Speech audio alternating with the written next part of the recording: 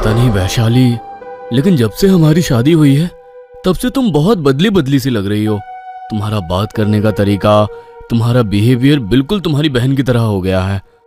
बहन का मतलब मोहिनी दीदी की तरह? हाँ, तुम्हारी मोहिनी दीदी की तरह। कभी कभी तो मुझे ऐसा लगता है कि तुम वैशाली हो ही नहीं। तुम्हारी आदतें, तुम्हारा बिहेवियर कुछ तो अजीब है। तुम तो ऐसे कह रहे हो जैसे मेरे शरीर में मेरी नहीं बल्कि मोहिनी दीदी की आत्मा हो। तुम भी ना आजकल कुछ भी सोचते हो। वो तो बस जब से वैशाली, अब मेरा मतलब कि मोहिनी दीदी की डेथ हुई है, तब से मैं मेंटली थोड़ी डिस्टर्ब हो गई हूँ। आई होप तुम समझोगे। बहुत ज्यादा प्यार करती थी ना मैं अपनी बहन से, तो बस इसीलिए ऐसा हो रहा है। लेकिन टाइम के साथ साथ सब ठीक हो जाएगा। बिल्कुल, समय सब कुछ ठीक कर देता है। अब तुम ज्यादा टेंशन मत लो, मैं ऑफिस के लिए निकलता हूँ। मोहित ने ऑफिस जाने से पहले वैशाली को हक किया तो उसके परफ्यूम की खुशबू से वो थोड़ा शॉक हो गया। तुम्हें तो रोज वाला परफ्यूम बिल्कुल भी अच्छा नहीं लगता था। तुम्हें तो जैस्मिन की फ्रेग्रेंस पसंद है ना, तो फिर ये परफ्यूम क्यों लगाया? क्योंकि ये फ्रेग्रेंस मेरी दीदी को अच्छी लगती थी, तो बस इसीलिए लगा लिया। क्या तुम भी सीआईडी की तरह मेरी छानबीन कर रहे हो? ऑफिस के लिए देर नहीं हो रही है क्या तुम्हें? बाय। वैशाली को बाय बोलकर मोहित ऑफिस के लिए निकल गया, लेकिन उसके मन में कुछ अजीब सी बेचैनी थी। कार ड्राइव करते हुए उसके दिमाग में एक ही बात घूम रही थी।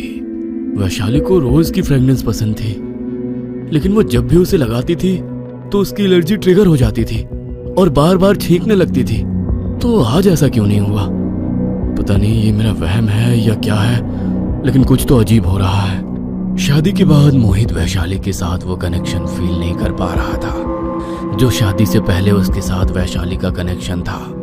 वो रात को ऑफिस से घर लौटा तो वैशाली किचन में गाना गुनगुनाते हुए उसके लिए खाना बना रही थी। अभी ना जाओ छोड़ कर कि दिल अभी भरा नहीं।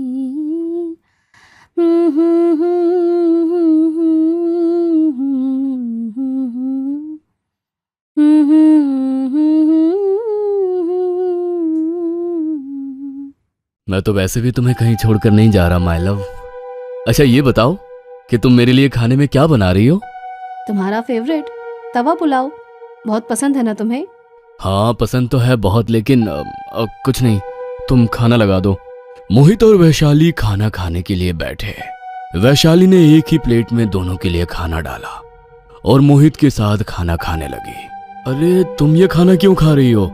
तुमने अपने लिए कुछ और नहीं बनाया? अरे भला मैं अपने लिए कुछ और क्यों बनाऊंगी? जो तुम्हारे लिए बनाया वो नहीं खा सकती क्या? तुम ठीक तो हो ना वैशाली? अरे तवा पुलाव में तुमने भर भर के लहसुन प्याज डाला है और तुम तो कभी लहसुन प्याज खाती ही नहीं थी। बाहर जब भी खाना ऑर्डर करते थे तो तुम्हारा खाना मुझसे अलग ही आता था। तो आज अचानक से तुमने ये लहसुन प्याज वाला तवा पुलाव कैसे खा लिया? अरे लहसुन प्याज ही तो खाया है, क्या हो गया?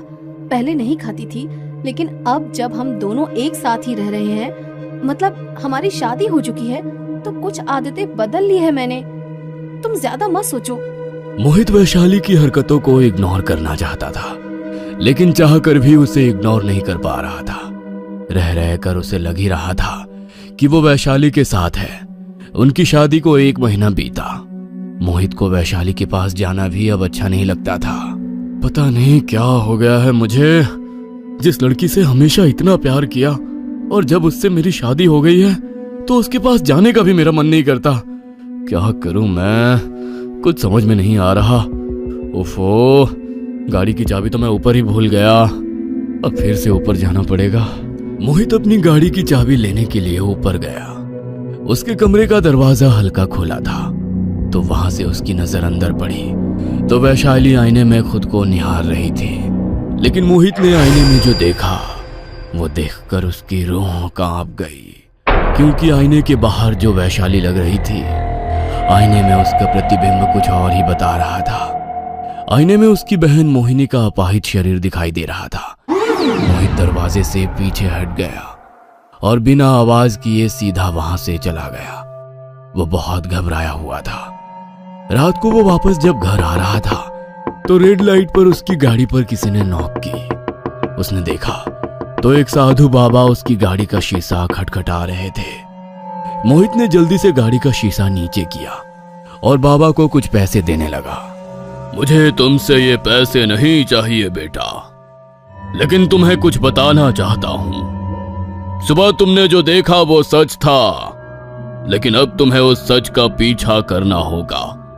अगर तुम्हें अपनी पत्नी को बचाना है तो वहां जाना होगा जहां से ये सब शुरू हुआ। क्या मतलब? मैं कुछ समझा नहीं। क्या शुरू हुआ? और आज सुबह मैंने क्या देखा वो आप कैसे जानते हैं? सब ईश्वर की माया है, याद रखो।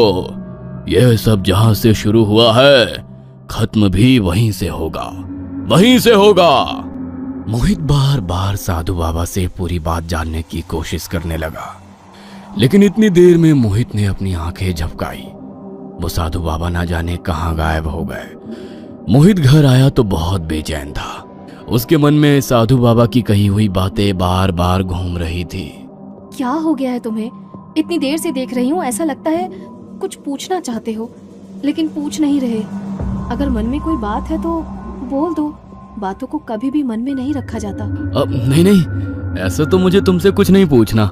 लेकिन मैं ये सोच रहा था कि जब से हमारी शादी हुई है तब से हमने अपनी कोई फोटो अपलोड नहीं की। एक सेल्फी लेते हैं ना साथ में? सेल्फी? नहीं नहीं, अभी मन नहीं है। और वैसे भी ये फोटो वगैरह अपलोड करना मुझे पसंद नहीं। मुझे बहुत नींद आ रही है, मैं सो रही हूँ। Good night. मोहित का डाउट बार बार बढ़ रहा था। अगले कुछ दिन उसे कुछ भी समझ में नहीं आया कि आखिर सच क्या है और झूठ क्या। मैं इतना तो जानता हूँ कि जो मेरे साथ है वो मेरी वैशाली नहीं है। कुछ भी नहीं जानती वो मेरे बारे में। अरे ऐसा कैसे हो सकता है? जिसके साथ मैंने जिंदगी के इतने साल बिताए, उसके साथ रहकर ऐसा लग रहा है जैसे अभी अभी नई मुलाकात हुई है उससे। और वो आईने का प्रतिबिंब भी मुझसे झूठ नहीं बोल सकता। उस दिन वो साधु बाबा भी मुझे कुछ तो बताने की कोशिश कर रहे थे, लेकिन उनकी बात का मतलब क्या था कि ये सब वहीं पर खत्म होगा जहां से इसकी शुरुआत हुई? पता नहीं, लेकिन शायद जरूर ये सब मोहिनी दीदी की मौत से जुड़ा हुआ है। पता नहीं ऐसा क्यों लग रहा है कि उनकी मौत से जुड़ा कुछ तो ऐसा है जो मुझे कुछ बताना चाहता है।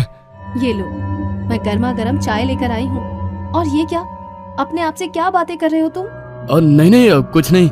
मैं तो बस ये कह रहा था कि आज मेरी छुट्टी है और जब से हमारी शादी हुई है तब से तुम अपने मायके नहीं गई, तो आज तुम्हारी मम्मी से मिलने चलते हैं। वो भी तुम्हें मिस कर रही होंगी ना। मोहिनी दीदी के बाद वैसे भी उनके साथ रहने वाला कोई नहीं है, और तुम्हारी भी शादी हो गई तो वो अकेली हो गई हैं। अकेलेपन की आदत तो डालनी ही पड़ती है। अकेलेपन में बहुत जिंदगी बिताई है मैंने। क्या? ये तुम क्या बोल रही हो? तुमने कब अकेलेपन में जिंदगी बिताई? तुम और तुम्हारे फिल्मी डायलॉग्स। चलो अब जल्दी से रेडी हो जाओ, तुम्हारी मम्मी से मिलने चलते हैं। वैशाली बेमन से अपने घर जाने के लिए तैयार हुई। वैशाली की माँ ने वैशाली और मोहित को देखा तो बहुत खुश हुई। अरे मेरी बच्ची, तू आ गई। कितने दिन हो गए तुझे देखा नहीं। शादी के बाद तो अपनी माँ को बिल्कुल ही भूल गई। मैं तो किसी को नहीं भूली माँ, लेकिन आपको सिर्फ मेरी ही याद आती है, या कभी मोहिनी दीदी को भी याद करती हो? मोहिनी की याद तो हमेशा ही आती है बेटा, लेकिन मेरी बच्ची अब कभी मेरे पास नहीं आ सकती।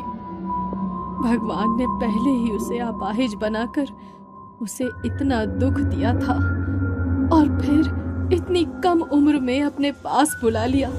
मेरी बच्ची जहाँ कहीं भी हो, उसकी आत्मा को शांति मिले बस। हाँ, उसकी आत्मा को शांति मिले। बहुत भूख लग रही है माँ, कुछ खिला दो ना। वैशाली की माँ उनके लिए चाय लेने किचन में गई। तभी मोहित ने वैशाली से कहा, वैशाली, लगता है कि तुम भूल गई कि आज तुम्हारी मम्मी का बर्थडे है। अरे हर साल तो तुम अपनी मम्मी के बर्थडे के लिए इतनी एक्साइटेड रहती थी।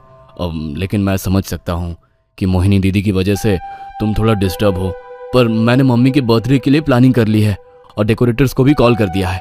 वो थोड़ी देर में पहुंच जाएंगे, तो तुम मम्मी को लेकर थोड़ी देर के लिए बाहर चली जाना। तब तक हम उनके लिए घर को अच्छे से डेकोरेट कर देंगे। अरे हाँ, मैं तो भूल ही गई थी, लेकिन अच्छा हुआ कि तुम्हें याद था।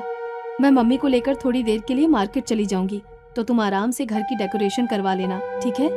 चाय नाश्ता लेकर वैशाली अपनी मम्मी को मार्केट ले गई। और घर पर डेकोरेशन करने के लिए डेकोरेटर्स भी आ गए। मेरे पास यही मौका है कि अपने मन का वहम दूर कर सकूं। मोहित मोहिनी के कमरे में गया जहां पर करंट लगकर मोहिनी की डेथ हो गई थी। वह जैसे ही मोहिनी के कमरे में गया तो उसे कुछ अजीब सा महसूस हुआ। शायद यही वो जगह है जहां पर वो शुरू हुआ था। शायद सब कुछ मोहिनी दीदी की मौत से जुड़ा हुआ है।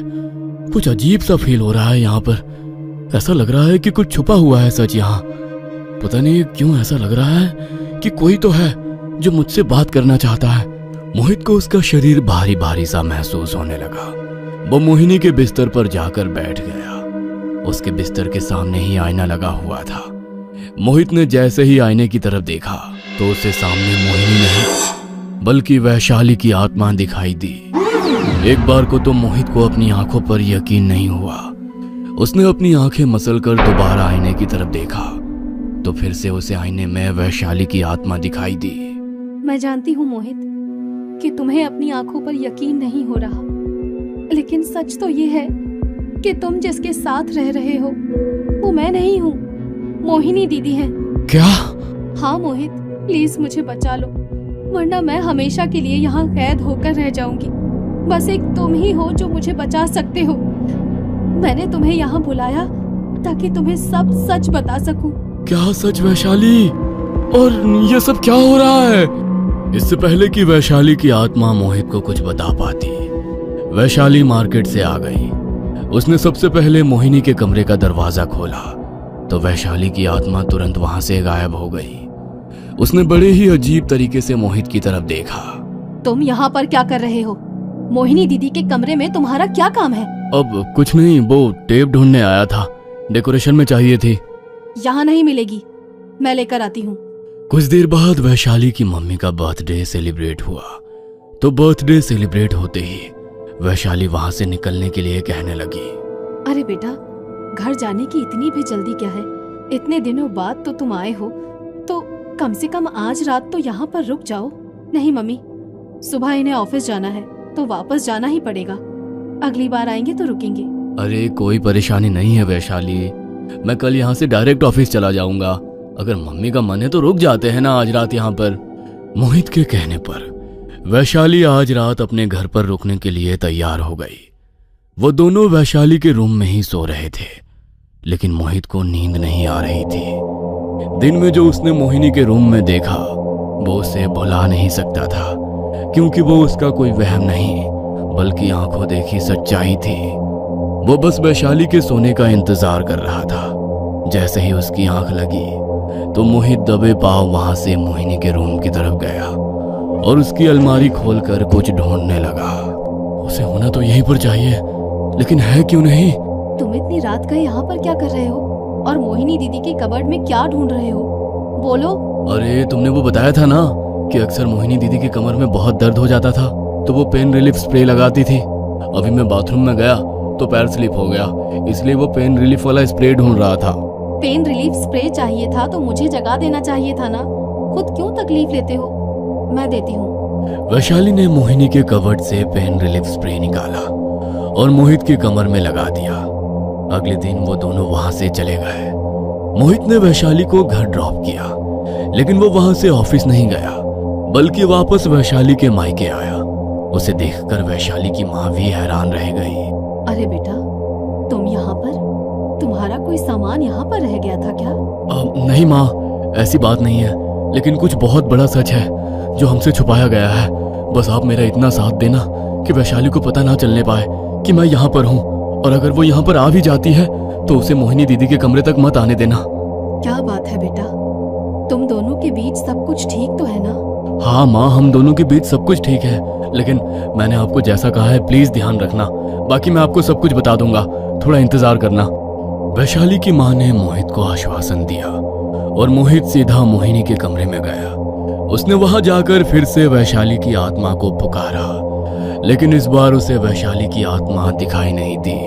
तुम मेरे सामने क्यों नहीं आ रही हो वैशाली? मुझे तुम्हारी मदद चाहिए। मोहित के ऐसा कहते ही उसे आईने में फिर से वैशाली की आत्मा दिखाई दी। वो बहुत तकलीफ में थी। मैं बार बार तुमसे बात करने नहीं आ सकती मोहित, बस तुम एक काम कर दो तो सब ठीक हो जाएगा। ये सब क्या चल रहा है यहाँ पर? मुझे लगा ही था कि तुम ऑफिस नहीं गए, लेकिन तुम मोहिनी दीदी के कमरे में क्या कर रहे हो? आखिर तुम्हारे दिमाग में चल क्या रहा है? कल रात भी तुम यहाँ पर थे। इससे पहले कि वैशाली आगे कुछ बोल पाती, उसकी माँ ने पीछे से आकर उसके सर पर डंडा मार दिया और वो वहीं पर बेहोश होकर गिर पड़ी। हमारे पास ज्यादा समय नहीं है मोहित बेटा। अगर ये होश में आ गई तो तुम्हें कभी वो नहीं करने देगी जो तुम करना चाहते हो। जाओ बेटा, जल्दी से जाओ। मोहिनी ने जिस तंत्र विद्या से ये सारा खेल रचा था वो किसी और का सिखाया नहीं, बल्कि उसकी दाई माँ का ही सिखाया हुआ था। जब दाई माँ ने मोहित और नीता की बातें सुनी तो वो समझ गई कि घर में क्या खेल चल रहा है।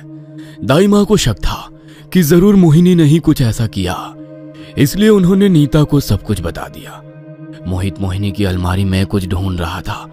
उसे जैसे ही वो मिला, वो उसे लेकर वैशाली और उसकी माँ के साथ गाड़ी में बैठकर सीधा पास के मंदिर में पहुंचा। वैशाली के सर पर चोट लगी थी, इसलिए वो अपने होश में नहीं थी। वह तुरंत पुजारी जी के पास गया और उसने उन्हें सारी बात बताई। मंदिर के पीछे एक घाट है बेटा, इन अस्थियों को उसमें प्रवाहित कर दो। मोहित ने देर ना करते हुए मोहिनी की अस्थियों को मंदिर के पीछे घाट में प्रवाहित कर दिया। तभी वैशाली का शरीर बहुत जोर जोर से हिलने लगा और एक साया उसके शरीर से निकलकर घाट में समा गया। कुछ देर बाद वैशाली को होश आया तो वो सामान्य थी। मोहित ने उससे बात की। मैं वापस आ गई। अगर तुम उस दिन वहां पर नहीं आते तो मुझे कभी मेरी जिंदगी वापस नहीं मिलती। मोहिनी ने सोचा था कि अगर वो तंत्र विद्या से अपनी बहन के शरीर में प्रवेश कर लेगी तो सदा के लिए जीवित हो जाएगी और उसकी जिंदगी जिएगी। लेकिन शायद वो भूल गई थी कि जब तक व्यक्ति का शरीर इस लोक में सुरक्षित रहता है, उसकी आत्मा उसके भीतर प्रवेश कर सकती है। परंतु अगर शरीर ही नष्ट कर दिया जाए तो वो आत्मा फिर कभी अपने शरीर में नहीं जा सकती। मोहिनी ने अपने शरीर को नष्ट करके अपनी अस्थियों को प्रवाहित नहीं किया, क्योंकि वो जानती थी कि जिस दिन उसकी अस्थियां प्रवाहित होगी उस दिन उसे वैशाली का शरीर छोड़ना पड़ेगा। लेकिन वैशाली का शरीर छोड़ने के बाद उसके पास धारण करने के लिए अपना शरीर नहीं होगा, इसलिए उसने अपनी अस्थियों को छुपाया था। मगर वैशाली की आत्मा बार बार मोहित के पास आकर उसे अंदेशा देने की कोशिश कर रही थी। मोहिनी ने तंत्र से जो भी खेल रचा हो, लेकिन भगवान के खेल के आगे उसे हारना ही पड़ा।